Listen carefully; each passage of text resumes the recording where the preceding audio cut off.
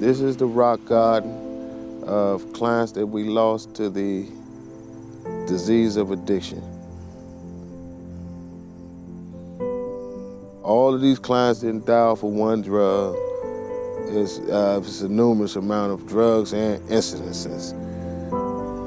But the seed and the root of it was the disease of addiction. It's like playing with fire.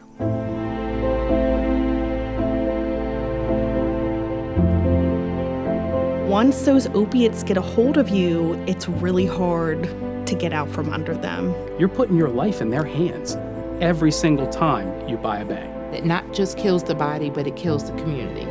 It's just difficult to understand. It's hard to wrap your head around, even as a police officer. Drugs are destructive. Drugs bring despair, and ultimately drugs bring death. Turmoil that our children went through, having to find their son in that condition. The disease is so strong and so powerful, it wants to kill you. Once an addict has crossed that line, they don't know how to save them because it is a fire once started that can burn pretty rapidly. It's fire, and you will definitely get burned.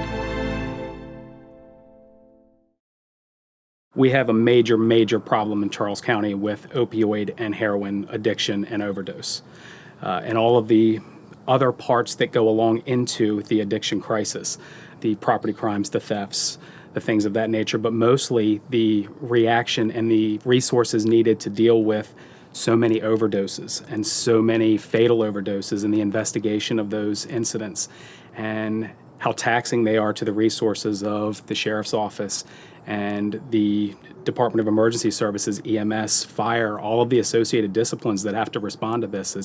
It's exploded on us rapidly, and as of right now, it doesn't appear that there's any end in sight. One of the worst days of my life was to get the call early in the morning. Stacy screeching, "Linda, come over. Something's happened. Joel's dead. Joel's dead." So here you are with your hands out. That's his best friend, Josh. He was a nice person. A lot of people loved him. We loved him. Joel was a very caring person. He helped a lot of people with a lot of things. It's not somebody that you have in your head as being a drug addict. He wasn't skinny or emaciated or anything like that. He was healthy looking. He was a good looking man, and I would not picture him for a drug addict. We found him on Valentine's Day, early in the morning, when he didn't come down for work, and my husband went up to see why he hadn't gotten up, and that's when we found him.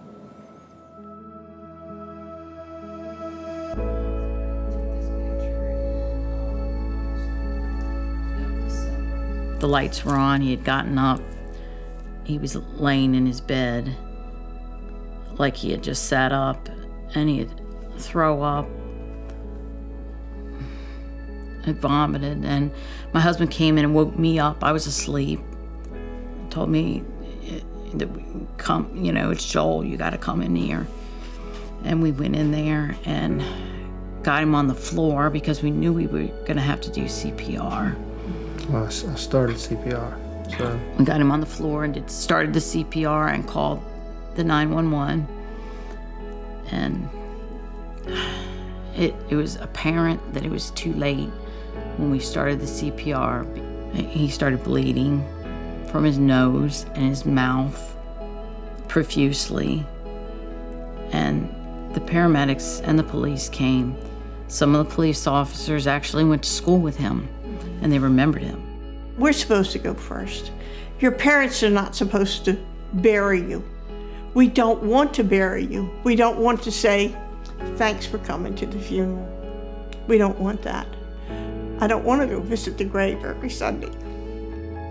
It's not my place. It was their place to visit us. These parents did not fail. They did everything that was right. So we kept them busy and in activities. We talked to them about this. We'd love to get his friends in the car with us because then they all could not escape, and we would talk to them about this. We'd have some lively conversations. And I just don't know how it happened that some of the boys went one direction and the others went the other direction. They did everything that was right, but it comes down to you. When you are confronted with a drug dealer or somebody offering you some substance that you know is not normal to put in your body, or you borrow this or you borrow that medication, that's wrong.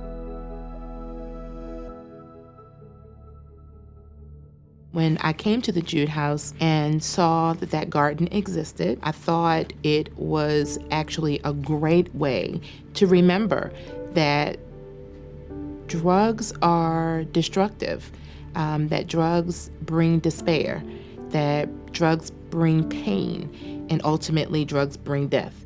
We're seeing people in the 24 to 35 and 35 to 54 or 55 age group who are having overdoses. We're unfortunately seeing people who have non-fatal overdoses multiple times. Your body physically craves the drug, and so as a result, even though it almost kills you, you still crave it. Not unlike people who smoke cigarettes. They know that it can cause lung cancer. They know that it's not good for them or the people around them, but it's such a strong craving that people go right back. 80 to 85% of our heroin addicts, and this is from studies that have been done, started by abusing opioid medications, prescription medications, your hydrocodone, oxycodone, things of that nature. And of course, that started several years ago is when that started to show up on the scene here. Several other areas that had been through this and were ahead of the curve for us told us, just wait, you're going to have a heroin problem. They were exactly right, and we have a heroin problem. The problem as we see it is that these prescription medications, they're expensive, and they're difficult to obtain through legal sources because there's a lot of education out there to the doctors, physicians assistants, people that prescribe. Once you have that start, once you have that prescription drug start, that's when the heroin comes in because it's easier to get. It's an illegal substance, so you don't have to go through the normal channels, the doctors, the prescriptions, the pharmacies, and things of that nature. You can buy it off the street, and it's considerably cheaper. So if you're a prescription drug addict, when you run out of your resources that are available to you to purchase those prescription drugs, or your avenues of getting those prescription drugs have been cut off, then you turn to heroin because you're addicted and you need that substance. Heroin was the first step, but as time has gone on, we've started to see more and more and more fentanyl and even carfentanyl in our communities and in the substances that we're seizing. In the last year, I don't believe we've had a single fatal overdose which did not involve either fentanyl or carfentanyl. It was present in every single substance. Every single seized amount on these fatal scenes has been testing positive for fentanyl or carfentanyl. We've even been able to, on some cases, when we've made some seizures, we've seized pure fentanyl in bulk form right here in Charles County. When you have that kind of a substance that is so very powerful, there's no way you can tell what it is. You can't look at it and tell. You purchase something on the street, you can't tell if it's heroin or fentanyl or carfentanyl or chalk. You can't tell by looking at it. Carfentanyl is extremely dangerous. That's a substance that's designed to knock out zoo animals. Elephants, rhinoceros, hippopotamus, several thousand-pound animal, and a 150 to 200-pound human being is putting that in their system. You don't have to think hard to figure out what's going to happen. If you think that this is something you can just stop very easily, he had a pallbearer that was also using drugs that overdosed the day after his funeral. He lived because his mother found him. But this is the day after burying his friend, and he still used drugs and overdosed.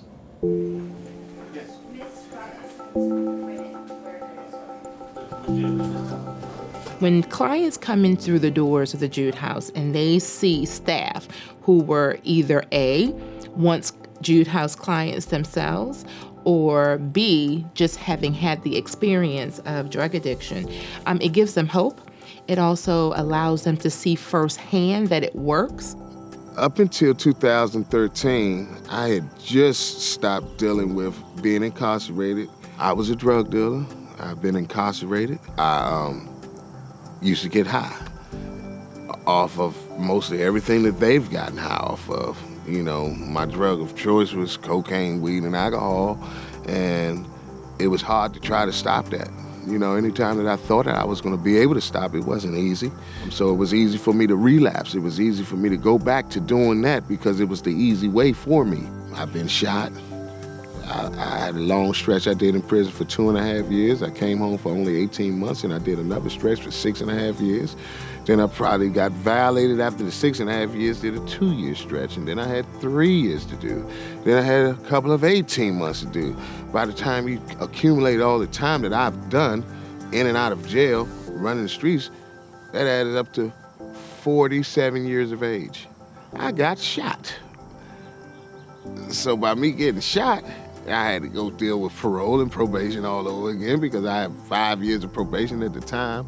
And when I went in and violated my parole, they gave me an opportunity to do a drug program from the outside, and I did it, all to just stop that and graduate and go right back to selling drugs.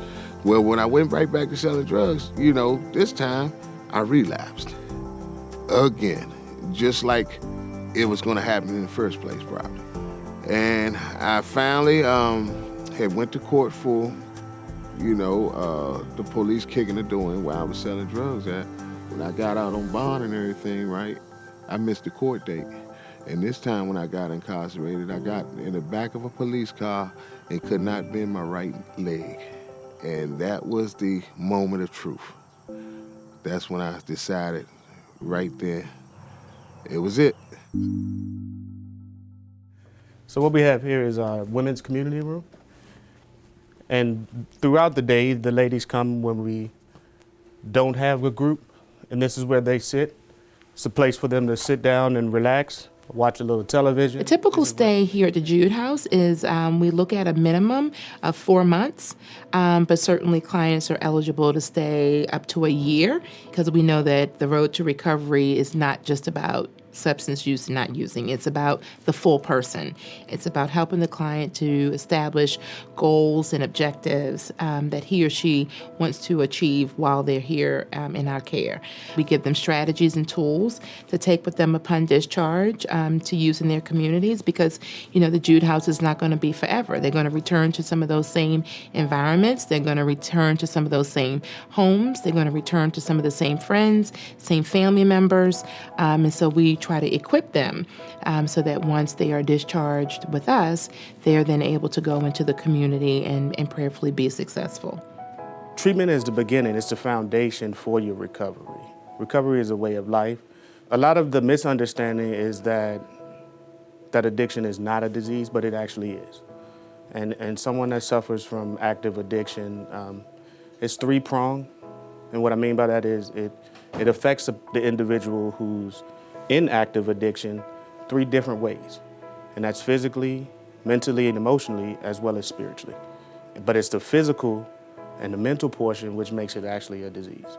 And a lot of people don't understand that if they haven't gone through it. They're not scared of diseases, they're not scared of dying, they're not scared of incarceration. The disease is so powerful that they would rather take a chance, and none of these things fear them. Recovery is a way of life, and I live that today to maintain a substance-free lifestyle. And mine just includes a various amount of things. You know, I still have my 12-step support that I attend and things of that nature, and I have a great network of friends that I, associate with. So those things work for me. I've seen where they are, so I try to be that example of where they can be. My life then consisted of work hard, play hard, and also making a lot of excuses for me to be able to do what I wanted to do, which was just escape reality, as they say, or certain pains of life and things of that nature. and avoiding those who were letting me know that, things were getting a little out of hand. See, I'm free today, whereas before there was no freedom. I was incarcerated myself and within myself, and I was a prisoner to my own disease. I knew then I didn't want no more jail. I didn't want no more drugs. Honestly knew that this wasn't gonna be no relapse situation. It was like, my God, I've been wasting my time. I was excited every day about finding out how to stay clean. Finally, it was the least of my worries, because there were other times I wanted to stay clean, but I didn't want it. I couldn't do it because I guess I wasn't ready.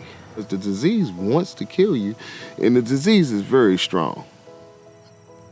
When Cedric spoke in one of the groups that I facilitated, I was thrown aback because I didn't realize that he knew that much about his own personal recovery. So when I see his rock, and I'm looking at all the talent that I'm looking at with Cedric, it all came down to decision making.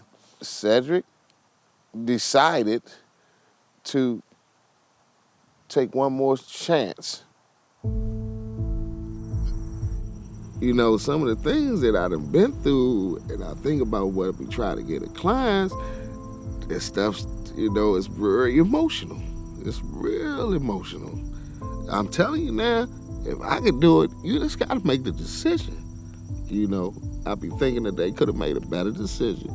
They could have got sick and tired.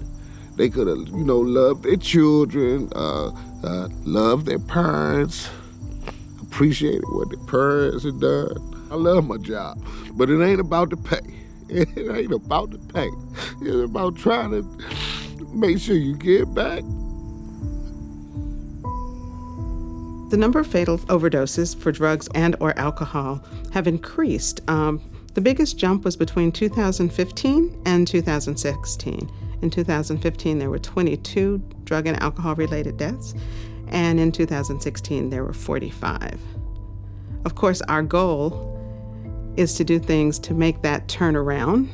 If someone asked what was the goal of Charles County, the health department, and all of our other partners, it would be that nobody died from an overdose for opiates. This is not a long-term problem, decades and decades and decades long, like it is in other communities. This is new to us. So it's kind of difficult to understand and comprehend exactly why this is happening in our community. Why are our young people becoming so addicted to these drugs, these addictive substances, when there's so much information out there showing how bad it is for you and all the bad things that can happen? I think the really hard and most frustrating part about this whole epidemic is that a lot of people have become addicted for legitimate reasons. They had knee surgery, they had a liver transplant, and they legitimately need these medications to help them with their pain management, but then it goes too far and they get addicted. And so I can't say don't have that knee surgery, but maybe try not to be on narcotics as a pain reliever. There's no way that you can keep someone from doing something that they've really decided they're going to do, but we are really focusing hard on prevention and teaching students ahead of time, this is what you have to look forward to in your future. And if you do these things and go down that path, your future is going to look very differently. And I think the hard thing has been over the past few years, it's easy to say don't shoot up heroin, but the problem has been now that people are taking pills, and it's normal and easy to take pills, and that's how people are getting addicted. And so our school resource officers are really talking to our students about making good choices. But in the end, it's that choice to take that first hit that we're trying to prevent. And so, like I said, we're trying to teach them those empowering refusal skills right from the get-go in elementary school, so that when they come across the choice of, do I take this poor coping mechanism or do I do things that I know are healthy? So teaching those healthy coping mechanisms, I think, is a big part of prevention. Parents can't blame themselves either, because it happens. And so I don't want parents to think, well, if my child has become addicted to drugs, that it was your fault for not noticing those signs and symptoms and not doing anything, because it really is a horrible disease. Be honest. The best thing you can do in life is be honest with yourself, Be honest with your parents. Be honest with the people that you love. And if you see somebody doing this, tell. You'll be the best friend they ever had. Tell on your friends, because you're not a tattletale. You're a lifesaver. You're a lifesaver. Be a lifesaver and help your friends get through this. But I want you to know the anguish that you give to everybody whenever you do these things. You're not only hurting them when you're doing it, but when you pass away, the anguish that's given, you can't imagine, if you haven't gone through it, how bad it is. I have ambitions, he said. I want to get married. I want to have a future. I want to have a home. I want to have a family. That was driving me. I want to have a good drive. And the thing that mostly, he said, I want my parents to be proud of me. Yeah. He was working a full-time job. Right. And he did hold a full-time job, went to work every day. That morning he already had his lunch packed from the night before. He was planning on getting up and going to work. Wasn't like he was trying to kill us all. So it was, I don't think he knew what he had. In the old days, there was just heroin and maybe prescription opiates. But now there are things like fentanyl, which is many times stronger than heroin, and carfentanil, which is even stronger than fentanyl. So someone can take what they think is their regular dose or amount and not really get that at all. They could think that they have an oxycodone or a Percocet, but it may either be coated with or completely made out of fentanyl or one of the other stronger drugs. So as a result, you really are playing with fire. It's almost like playing Russian roulette with your life. Nowadays, they're mixing fentanyl with heroin. What our son had was complete fentanyl, not heroin. Nothing mixed together. So it was, he was murdered in our eyes. Some people may not look at it like that because, yes, he did take the drug. He might not even took it. He could have just had it on his skin. We don't know. That stuff is so powerful. Autopsies are showing that there's fentanyl and there's carfentanil in their system. The substances that we're seizing on the scene are testing positive for fentanyl and carfentanil, and it's more, and it's more, and it's more, and it's more. It's almost unheard of for us to get just heroin anymore. Almost all of it is tainted with fentanyl or carfentanil at this point. I think the number of non-fatal overdoses can be chalked up to the availability of Narcan. So Narcan is actually called naloxone, that's the chemical name. And what it is it's a medicine that reverses opiate overdoses. Let's say a person who's been trained to use Narcan and who has Narcan with them, if they came upon a person who appeared to be having an overdose and they use their Narcan, they can actually wake that person up by reversing the effects of the opiate. And it is extremely easy to administer. The delivery device that we use here in Charles County looks very much like a nasal spray that one would use for a stuffy nose or for their allergies. Every Monday evening at 6:30, we hold a class here to teach people about how to use Narcan. Now, in the state of Maryland, you really do not have to have a training anymore. You can pick some up at the pharmacy. I still think it's important that people have a training because it reminds them that they should call 911. It teaches them what an overdose looks like, and it also teaches them what to do while they're waiting on the emergency system to get to them. This is a pretty successful county. And they are hardworking people that live in this county. And they've worked hard to give you a beautiful home to live in and nice clothes to wear. But your clothes and your home and your automobiles, that doesn't make you who you are. It could be not just your child. It could be your mother, your father, your sister, your brother, anybody. Doesn't matter about race, religion, status. Don't matter, what your job is or your profession. It could be a doctor, a lawyer, anybody. Judge, anything like that. Taking this stuff. I don't care. It changes your inside and your mind. You trust your kids. You teach them right. You think that you did. And they're, you Just, you don't know. You got to be vigilant at all times. You've made one decision that can wreck your life forever. It can wreck your life of your mother, your father, aunts and uncles, brothers and sisters, and you just cannot get past the pain and the grief. They will live with that for the rest of their lives. This is a crisis that's beyond almost comprehension. Every day, we cry every day. There's not a day that we don't go without crying and missing him. And just, it feels like years and years and years until we're old enough that we're going to die one day and be able to see him again. And it feels like a sentence to us. As well as he has a brother that's 25 that's very angry. And unfortunately, I don't think that there's going to be anybody charged with this.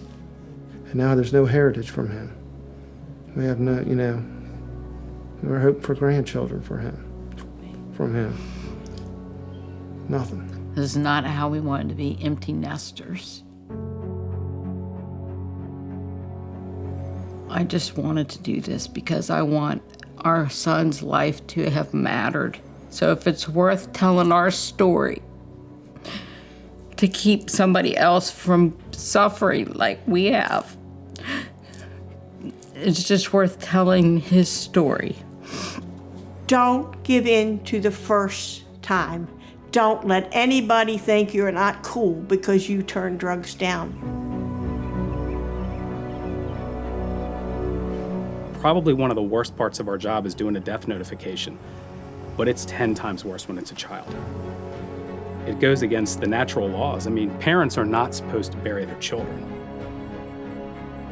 And how do you go tell the parent that when you know that they're going to be crushed and destroyed?